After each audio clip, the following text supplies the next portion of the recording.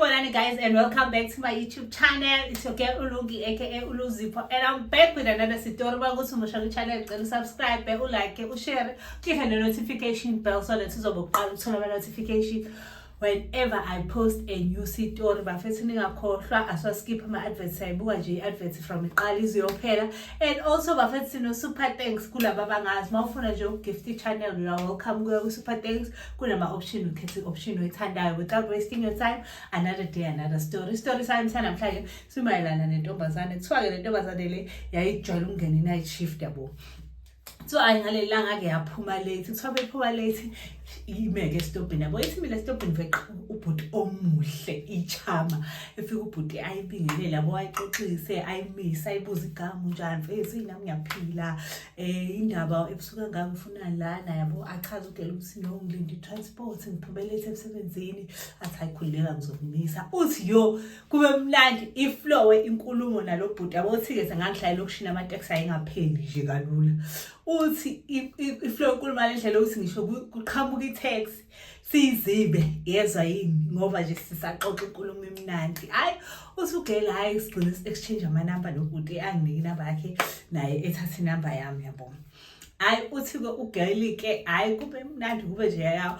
Uthi hayi sihlukane ngigcina ngigibelile ngothi hayi bongoze ngiphelelwa amatekisi phela. Uthi ngigibela ibhutena esaleke sinayo sezolinda itekisi yangakubo. Uthi hayi okay cool. Uthi yo lo bhuti ahlale enhlizweni yami. Uthi ngisabathe ngithi hayi bhuti uhleli enhlizweni yezwa yini.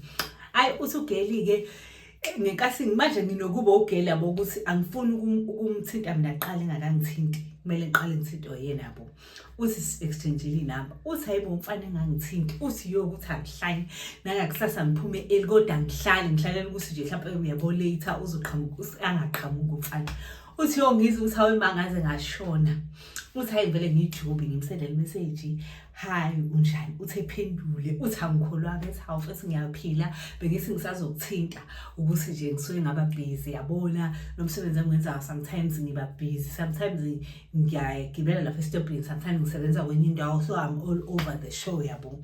Usukele ngithi hayi okay I understand bekumnandi uxoxa nawe. Uthi nje ngikhuluma as a friend yabo. Uthi sixoxe uthi ayikhamba isikhathi umfana nje azasho ukuthi nje uyangithanda were uyafisa. Uthi kodwa ngisamboni manje sesixoxa nje ku WhatsApp yabo. Asho ukuthi uyafisa nje ukuthi sibonane. Uthi nami ngithi nje nami ngiyafisa. Uthi yabo nje nami ngimqome same time umfana ngishela ukuthi into engakaze ngiyenze. Uthi hayi nangempela ke siqale ke sithandane nomfana sithandane efonini yabo. Uthi umfana mangimfonela nje akayibambe video call mhlawumbe uvedane ethi busy or asho something nje yabo kodwa so avoid ukuthi singa video callane mina.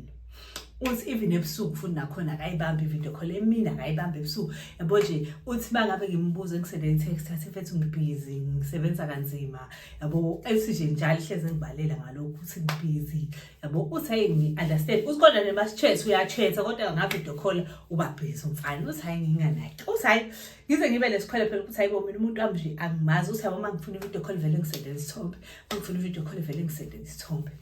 Uthi hayi ngize ngiphathe kabi ukuthi hayibo umuntu wami njena akangikhumbuli nje ngaso sonke isikhathi kumele senze ama voice call. Akukho nje la akangivideo call khona njalo mangifuna video call ngisele isithombe. Uthi yabo ngicangiteni ukuthi hayi lo uyajola lo ori khona nje into angifihlelayo mhlawumbe ushadile mhlawumbe yabo. Uthi ngicabanga izinto eziningi. Uthi hayi mfutane ngimshubisele ngithi wena ungenza isilima uyajola ungenza isilima akekho umuntu ohleze ebusy njengawe. Uthi ngimgive mfana. Uthi mfana vedane angangiphenduli. Uthi mfana nje uthathi ngiyaxolisa mase ufana engabe samnaka. Uthi ngithi ngiyamfonela mfana ayisangeni phone. Hayibo uthi ngithukeke manje ukuthi hayibo umuntu wami Nkosi yami ngitholele ngisempilile. Ulapho ngiphatha kahle ngipha ngisho imali guys. Uthi ngisendela imali but makhuluma indaba ukuthi nje kumele sibonane mhlawumbe plan kumele siye ku date or something umfana velane nje yabo abe off yabo umuntu obusy abe yonke lento le. Uthi hayi ngilento zeke njalo nimefuna sibonane ebusuku and mina ebusuku ngisuke ngibusy nami yabo. Mhlawumbe uthola ukuthi ngiphume late emsebenzini or nje angikho nje comfortable ngendaba yokuhlangana nomuntu ebusuku yabo, especially umuntu engisambone kanye. hayi uthi kuGeli ngilede ngisendele imessage ishubile uthi umfana asi nje ngiyaxolisa uthi umfana enyamalala engaphindi umfana angiwhatsaphe umfana mangimfonela ifoni ayingeni mangiwhatsaphe WhatsApp ukuhamba uthi kodwa uthi yo ngibe worried ukuthi hayibo kwenzekeni ngumfana ngabe kwenzakaleni yabo uthi ngiyibuze inkosi yami kodwa lo mfana engangenza yini uthi lapho ngikhethile yezwa yini uthi ngicabanga ukuthi konke lo mfana ngizomthola kanjani angikwazi nakubo yabo umuntu mezosho ukuthi ngihlala endaweni yokuthi but engagxili la ungagxili umuntu bese ngihlala enseleni awubuza uScoop netseli because vele indawo ongekho familiar ngayo akusizi nokubuza uthi uGeli yo ngicabanga ukuthi kodwa uNkulunkulu angomthatha lo mfana uthi ngikhumbula uthi hayibo contact with social media yabo uthi uGeli hayi ilento seqale ngimcingeke uthi nje first social media vele efike ekhanda uFacebook uthi ngishone kuFacebook ngimcinga umfana uthi nje kuvele ngempela igama lakhe njengoba linjalo uthi mangisesha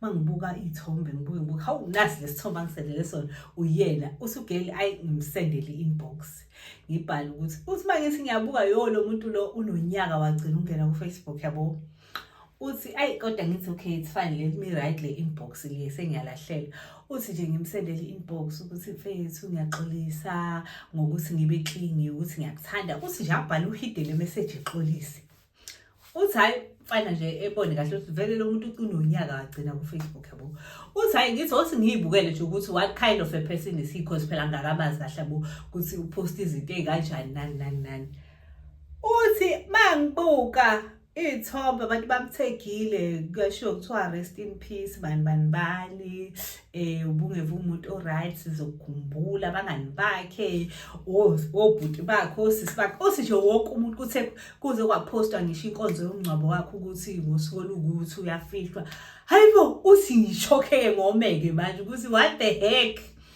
uthi ngithuke ibhadi ukuthi hayibo kwenzakalani manje lo muntu ushonile and uye ngqo uthi ngisho isithombe lesi sifakwe kwilentuzana yabo iposter leyo ukuthi ushonile uthi yiso idata washona ngayo idata azongcwatshwa ngayo yonke leyo nto leyo uthi ngithuke lapho leyo nto ngiyibona ebusuku uthi nginqanqazele ngishawa uvalo ngemanje uthi ngingazi ukuthi ngenze njani uthi lapho ngihlala ngedwa emqashweni uthi yo ngithandaze Nkosi yami ngilale ngalobo busuku uthi nje ngingabe nankinga ngilale uthi hayi ngithi kusenjalo ufane vele ebuye uthi nje avedana ngisendele imessage athi hene hi angazi noma ungasikakhona nokubonana tonight esho the following day uthi uGeli ngithi nje ngeke ngikade nebona ngayizolo ukuthi ushonile uthi ngithi mina uthi ngiqhaqhazeleke manje ukuthi hayibo lo muntu ngoba phela ushonile abo ufunani kanjani uthi yo ngishawa uvalo uthi ngakusasa uthi ngithi mina ngizobuyela kwena yabo uthi ngidelete ifoni ile uthi before delete uthi hayi ngibuyele kuFacebook yabo ngibona abantu abemepostile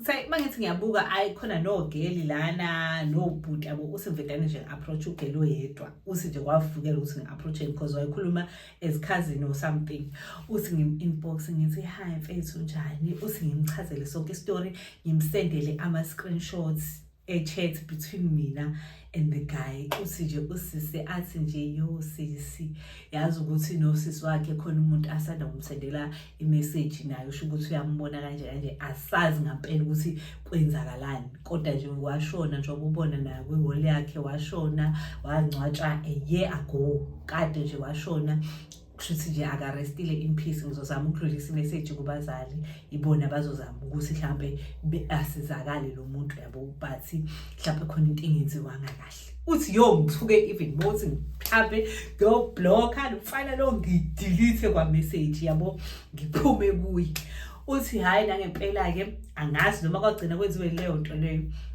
uthi kusanjalo kade ngiqeda kublocker ngidelete ngibone futhi nangumfana seyangibingelela futhi ngenye inamba uthi wemba uthi ngicela ukutshela ngaze ngahamba ngayoshintsha the phone number ukuze ngibe nepeace empilweni nami akaze ngifune nokulandelela ukuthi bayenzile into abayenza noma akaze beyenze kuthiwa ke nje uGeli ukuze ethole ipeace kwamele ukuthi azishintshe i-cellphone number otherwise uGayi kuthiwa nje wayethi uthi umethe ushintshe inamba uGayi abuye ngenye inamba ambingelele amcela ukuthi bebonane ambize ngesithandwa sakhe asho zonke izinto lezi Siphela lapho ke story sesanamhlanje. I hope you learned something. Bafethu ningakhohlwa ukungisendela izitori guys. Ngiphila ngezitori zenu. Ukuposta kwami ama stories ku rely kunina guys. Thank you so much for watching. Ngiyanithanda.